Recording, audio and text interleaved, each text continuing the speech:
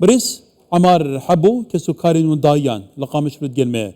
كيك عمار دماتا باش به ايدي قالوا ما نها قلت بيجين فرمينا بين هسدي وحكومة شامينا بربسين هردو آريانتين ودتشين وزيرين حكومة شاميتنا حسكيتنا قامش رو ينفرشنور يعني تو برسابان وندايان ناكن ونجينا برسن قالوا هم بو برسا ينما ناكن كسو كاريما كاشب سريات نوين ديل بري راستي بشتي فادا ميداوي في اتفاقيات چبون چون هاتن چبو لگوری و داخوازی چبون جبونا هم جنازه شروانان هم دیتنا و شروان هندای هم اسیران لگوری ویم جاره یعنی لگوری حوال دبیجن دبیم سر دخبتن لگوری رخصتن دبیجه برپر سویت کاری دبیجن دبیم سروی کاری دخبتن لحیانی نهات تشتگی راستی نکتی دسمده وقرطية وان كسا هيدي بدها روجانتين بردان يعني هم لكوباني هم لباشاري قامشلو هم لحسكي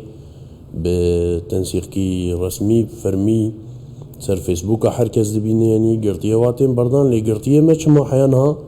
ايدي نهاتن بردان اللي اواجه سرنجة لكوباني تقولن بدهان قرطيين حكومة فقوس هاتنا بردان لي وكتو بيجيبو قرطية وناينا بردان قالو خينا وانش خينا خورتين كردان زلالتره چما ناينده بردان چما این پرسیلی ناکن ايش خو راستي يعني افجي مجاركي سركي انا دنافا ملتي مذا خاز وانها امجي دناف دي يعني اموك مالباتكي قرتيكي امجي دناف دنا ايدي بس امنا انا اتفاقيه قبول ديكن امنا ناصبه قبول ديكن امنا كرسيه قبول ديكن دا خازا قرتيه خدكن حياني جو افقرتي نكفن دسي زارو كيفي ملتي نجي اهلي خوا نجي المالباتي خوا ايدي بس اتفاقيات امنا ما قبول ديك مسؤولي فاكا ساورن باجاري ما امنا ما قبول ديك يعني مسؤولي فاكا ساورن باجاري ما زارو كما بخور بين يا ايدي امنا ما قبول ديك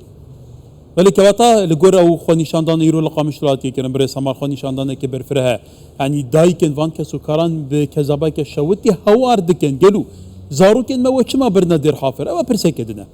هجما روان كسان كو حتى نها وندانا قالوا تزاني چندن بگشتي هجما روان كسي هونداي حيانها نراستي هم شروان انگو كتن دز هم شروان شهيد كتن ندياره كسي كي راستي نزانش برگو او عشائر و اف كسين قولوي دريبون رابون قالك انسان كشتن قالك انسان تصفية كرن بناوي اسلامية اوان بناوي ريخصنا اوان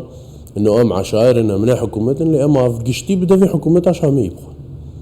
هنا قال كرد جوار حلال كرني يعني بله نها ابوجي نافي كتنه لوي دفري رقه ودير زوري دبا حتى نهاجي شر بردامه بنافي داعش وعشائرنا دقال حكومتي دي او كي برزگيريكا وانا اللي برزگيريكا كور برزگيريكا كي جدا ترى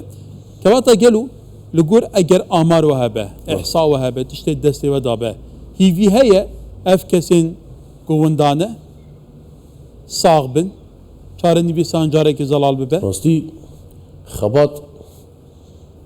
لقوري جو حري داويه جاي دستي ما خباتك هي يعني شنو هاتنك هي سيرفيكاري لجنك هي بحرض وبشارب حرض واليار دركتي ديجارن جاكر رسمي تشتكي فرميتك في دستواد يعني ديار ببجملتره او بخوا مشكي وكرو جانايرو لقامش لو دركت وحروجانا هذا يعني وروجانا بمشهبن ايشا قرطيان وروجانا به هم وك مالباتي قرطيان روجانا دركبن يعني نتني ايروي حطاني قروش افا قرطيا زلال بلي او جواج مالباطا بريس همار حتى جي كسين نزيك انت قالوا كي وندايه جمالباتا من براي مي مزنه باوي 4 زاروكاي نافينا تشيا قامشلوي نافيني راست بدران حبوي وهم قرآن من يجي وحيدة باوي خويه وحيدة كيش باوي خوره وجي باوي 4 زاروكاي نافي جرامي سمير حبوي لباجاري دير حافره بون دقشاندنا دست بيك دو وقت خانه چه بود دو گشاندنه ده كتن دست فيديو واهنه وصورة وال قلمه هنه كتن دست شارني بيسان هون زاني قالوا چب سريات كمصيري ان تو بيوندي و جارك جاران قال ده بويه تليفوني تشتي نا راستي احيانا هات بيوندي تنبون هنك لما تقريان دعوة فدية كرن دعوة براد كرن تقول قلمنه اما رسمي تشتكي ندان دستي ما تقول كان باخذ بوارم صورتي واب بينن فيديو بوار بشتغلن لگوری وی لی حیان ها کسی يعني وان جعلی تشبوتوا واجد يعني دا خزا بارا الواد كير الهمبر رسمی در نخستی راست دا خوازا پرال مدگرند و مقابلی پرام و انسانا درخن طبعا ام نباور بون کسی جواهین رسمی نه صورتك نه فيديوك نه تليفونك نه داي دسه ما نظام لو شواچیش دست بك حيانا يعني افزدري ما هو ده روجا ام تشكي سروان نظام افخو نشاندان الهمبر بارا جنتين هفجرتي بو لقامشلو قالوا الين بيوندي دار النف دولتي وين كراوشا سوري دشوبينن برسفاوان چیه جبرکو به پرسه کمروویه دیلن یعنی چارچوبه شری دا پرانسیپ نه هرچند تو زانی لور پرانسیپ نینه تایبتی آلیه برانبر چوا خلکی دکوجه سر دبره باای که میدانی بدار و دکه بیکو بیگمان پیچنی دادگاه بکه لا آلیه پیوندی دار هنه یعنی سرنجان چیه برسفاوان چیه بوه راستیه برسفاوان نحیانها ندیاره کس جوانا در ناکه برسفه ناده او گشتی لگور مصالح خود تفدی گرن مصالح ناف دولتی چابا لگور وید گرن ایشه کی ملت کرد و ایش افادای کان جوار ندر دراستی جبر خیانت دخوی نوادی نجار عوله گو خیانت ملت کرد رد کد اف تشکی ننوی یعنی جوار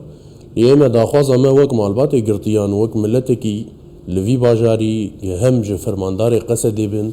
هم جی جیکاک نیچلوان برزانی به هم جناب سروک به مسعود برزانی ام داخوازه کی ما هي التدخلي في مجاري بكن ايدي في ايش بسكنيني ولی البته دایکی که جیرک صوتی جی بگمان لقامش لو بدنگی که بلند هوارا سروکی گوته هیویدارم سروک بارزانی لما در بکه ولی وی پرزگیری که کسو کارین مزارو که مچار نویسان به تزاین اوت جی گوت اکید جناب سروکی باش بگمان لوی پرسی خودی در توی دشوپینه ولی برس عمار بهیویا هر چیزویه چار نویسه کسو کارین خو بزانن تایبیتی وی گوته گوتی برایت جی دناف ده و بساخی بیت ناف زارو کن خدا گلی سپاس بوده